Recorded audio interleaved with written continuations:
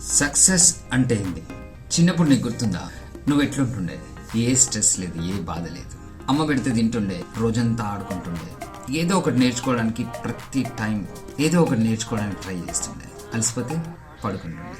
లైఫ్ని as it is హ్యాపీగా ఆస్వాదిస్తుండే. మస్తు టైం ఉంటుండే, డబ్బు గురించి ఆలోచన ఉండకపోతుండే. ఎందుకంటే నాన్న సంపాదిస్తున్నాడు నీ కోసం, అమ్మ అన్నీ అరేంజ్ చేస్తుంది, ఫుల్ ఎంజాయ్ చేస్తుండే కదా.